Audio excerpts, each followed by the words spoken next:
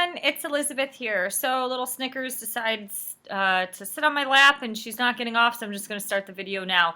I wanted to do this video, I guess it's kind of like an opinion piece that I kind of call modern society today like the IKEA culture. And so I just wanted to talk about how I kind of view life living in this IKEA culture. So it's no secret that modern society today is a little wacky.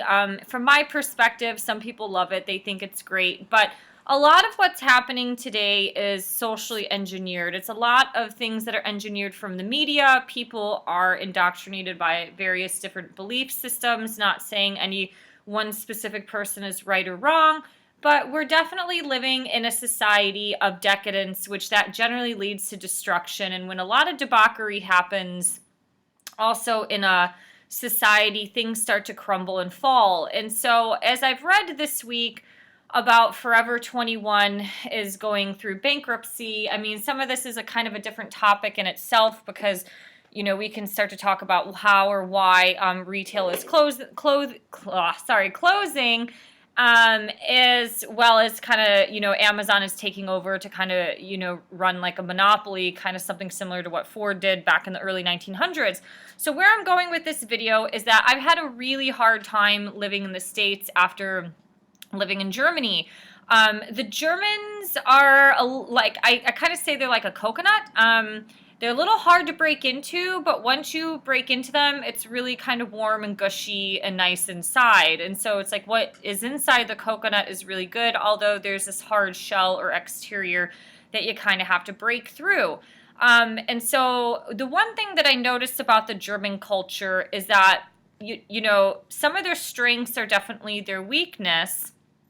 Such as like obedience. It's definitely a strength, but obedience can also be a weakness because they don't question authority as much as, say, somebody like Americans, where we kind of rebel against, the government and authority. They just kind of like follow along. And, after living there, I kind of realized how or why World War II happens and kind of how or why Germany's in the shit that they are in today.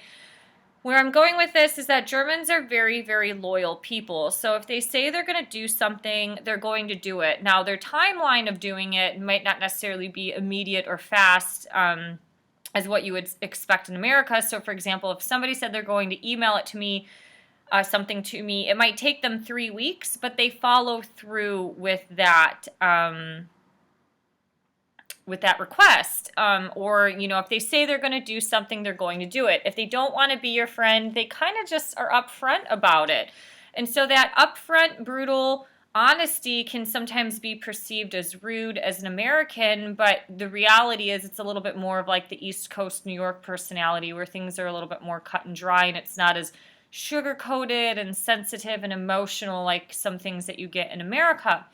So as I've lived in the States for the last 3 years after Germany, I kind of come to realize, again, I mean, I've always known this, but today the wealth and the abundance, especially out here in the West Coast of the Pacific Northwest, Seattle, with the tech industry, it's getting so extreme, or it's on the rise so much that we have become a disposable, very consumptive type of culture.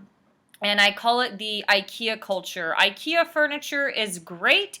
It's super cheap and you can easily dispose of it if you don't want it. So, for example, you can buy a $10 end table, use it for a year, you kind of think it's ugly, you might want to replace it, so you toss it out or give it to Goodwill.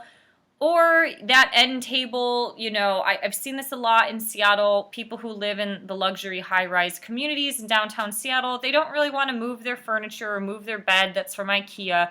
So they just get rid of it and then they order a new one from IKEA and it comes, it's shipped to them. So they don't have to go to the store. They don't have to load it up. They don't have to move their old bed to the new apartment. And they could just get rid of it. They can hire a moving truck or 1-800-DRUNK to get rid of their shit, and then they can hire people or just, order everything online brand new, although the stuff's only 1 or 2 years old, and refurnish their new apartment. So why is this important? It's important because a lot of what happens in our inner world, or what happens kind of in society as a collective, is a mere reflection of a lot of our own personalities, our characteristics, and our interpersonal relationships. This is why I think the vintage and kind of antique community has really risen off over the last few years, is because you have these pieces of furniture that have been created by someone's genius mindset. It's been created by the hand. You know, some things are chipped and cracked or whatever, so it has a little bit of character to it, but there was a lot of like thought as well as love that kind of goes into creating these things, rather than a mass-produced machine that's kind of like this slate, you know, little black square with four legs that you can put in your apartment. It doesn't have character. It's kind of just blah. So I believe, especially in America and more so in the West Coast, because I'm from Cleveland, so the Midwest is really, really friendly, where the family nucleus is still strong, but it's, you know, not as strong as what it once was 20, 30 years ago, that things are shifting. Now that we're entering almost 20 years in this new millennial, things are progressing in a very weird state. We're becoming a very egocentric culture. We're becoming very, very disposable. Nowadays, you don't even have to really work it out in a marriage. You can easily divorce because both parties can be financially independent. Not saying that one, you know, person has been dependent on the other, but both men and women can easily get jobs today. We can be independent. It's easy to kind of go for the next big thing. All you need to do is download a dating app.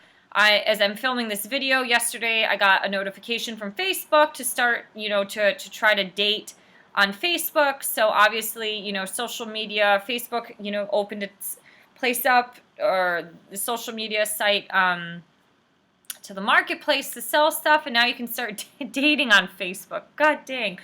So where I'm going with this is, like, I've seen a lot of this through the modern dating world, but also through our friendships, that everybody is just so disposable. Like, I will never fit into the social status of some people living out here in the Pacific Northwest, because, you know, I went through a really hard financial time after my ex-husband left because I was underemployed.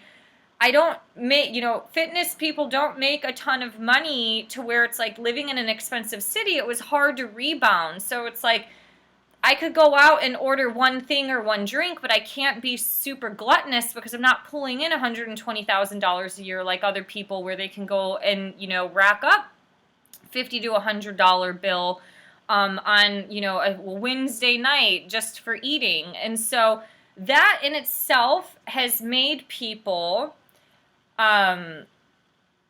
really, you know, put up their barrier by always niching me into one segment of their life. Like, I might only be good enough to go for a walk with them, or I might only be good enough to go for a coffee with them, and things like that. And it's like I've never really ever invited into things that are like, oh, let's go to dinner, or I have this social engagement party, and blah, blah, blah. So people are, you know, we treat our friends and our family as super disposable as well. I mean, look at how the family nucleus has crumbled.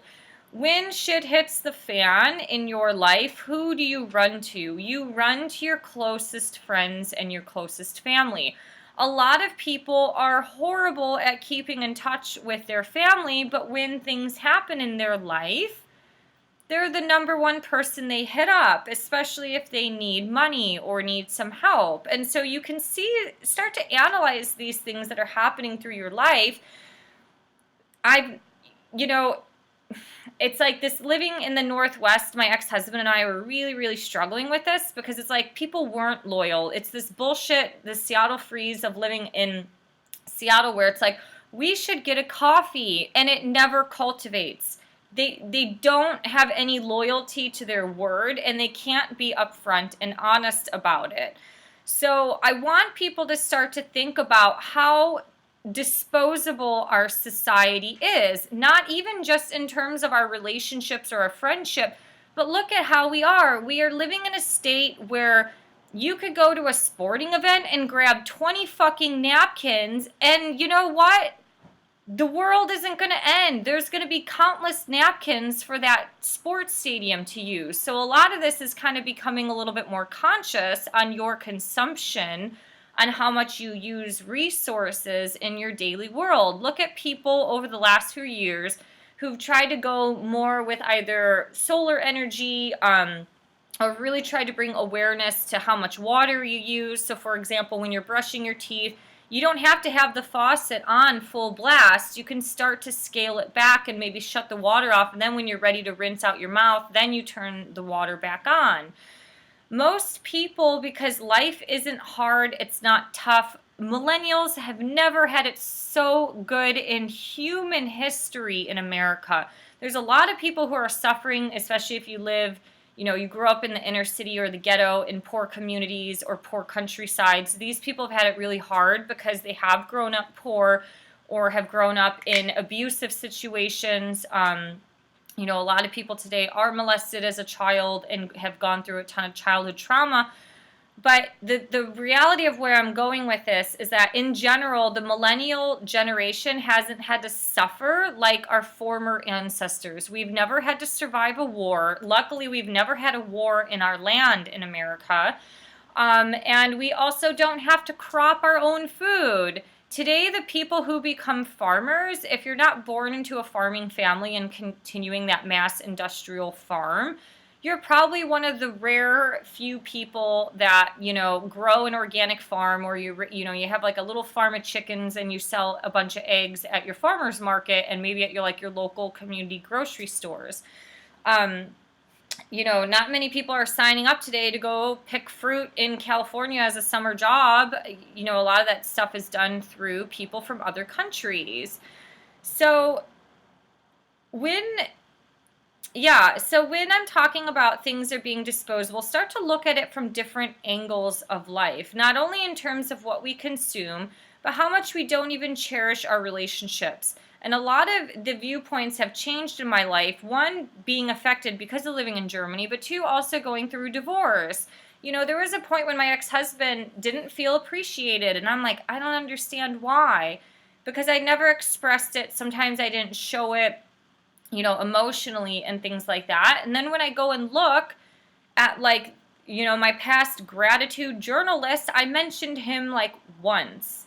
I was always grateful for all this other stuff, but I wasn't exactly expressive in my gratitude for the person that was closest to me. And so that's a huge learning lesson, because so many people are just superficial and fake. And I share that story about the kind of the social status friendship, because that's a very superficial level. It's I've gone out of my way to help people, especially giving them pro bono health and spiritual kind of consultation. They hit me up when they need help, but yet they don't necessarily try to maintain a actual friendship, whether that is through doing something or just checking in and being, hi, how are things going? So when we're set up from a very superficial standpoint, you can't go deep, roots that are growing in the dirt to kind of ground itself and establish roots. You can't establish anything of substance when everything is on the surface level. And surface level is very disposable. If somebody doesn't get what they want from you, they're going to get it from somebody else. And that's how a lot of love and romantic relationships are kind of set up today. They're very, very superficial. It's not coming from a standpoint of spiritual or godly love. An example is a woman is judging a man based on his income because she wants a certain lifestyle from him. That's not coming from authentic, true love. That's coming from your own selfish gratification that you want a certain status or you want a certain type of gift or a ring that you can get from that person.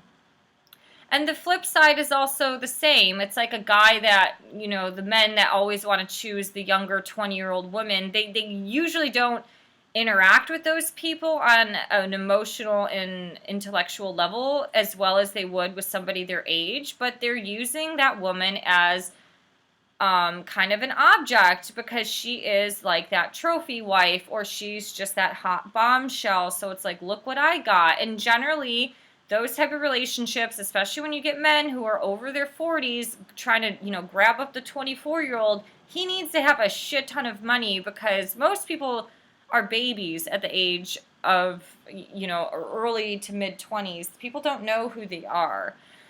So there's not really, I guess, one point in this. It's just we are living in a world of being disposable. And I mean, one thing in general, look at how we easily dispose of waste and straws. Like, I get plastic containers from work, which are like little water bottles. They're compostable plastic.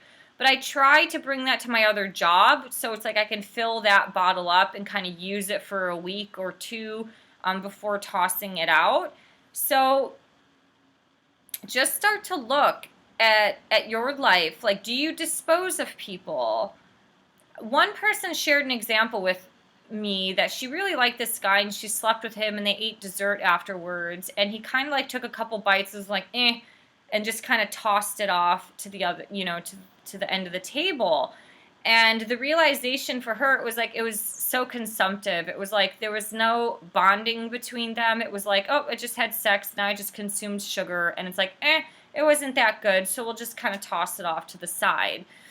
When you start to look at society from this standpoint, yeah, it can be kind of pessimistic and negative, but the reality is this is where we're headed. And the more we continue to do this, whether it's through our own personal waste or just yes, at some point in your life you have to move away from people that no longer serve you or toxic people. This isn't just to say you should keep everyone close to your life, who, especially those who aren't healthy for you. It's not that at all. It's just, are you not wanting to maintain certain types of friendships or relationships because it doesn't meet your certain standard, or you can't get this type of fun event from that person and this, that, and the other. So I don't know. I think I've never online dated, but that just kind of seems like what is happening today. It's like, oh, he sucked, she sucked. I could just go online and get someone new without processing my emotions or healing or realizing how fucked up I am from my parents because I experienced childhood trauma and I won't take responsibility for my own actions. So yeah, we can just keep recycling and recycling through people and through our actions. But once you start to try to remove yourself from that disposable type of lifestyle, generally the better things will become in your life as well as in others. And you won't contribute your carbon footprint to society by wrecking people's lives and emotions. The best example is the boss who is the tyrant or the narcissist, or just like some crazy boss who wants to control people. That person has so many personal issues, and they're using their power and their control to abuse people who are in a weaker position in the workforce, and it's wrong. It's disposable, and it's quite disgusting. So I don't know. Anyways, these are some random thoughts that I had about living in this kind of IKEA culture world. You can see it with any generation. It's kind of how society is moving forward, but for the most part, you see it more with millennials, just because a lot of them, especially the younger millennials in their 20s, they've grown up with technology. They're kind of a little bit more self-entitled. They've had everything handed to them. And if they don't get what they want from you, they're going to move on to someone else. And, they can preach all this bullshit about love, trumps hate, and all this stuff, but they contribute to that crap as well. That's a little opinion from an Aquarius. So anyways, these are some thoughts that I have. Have a great day. See you later.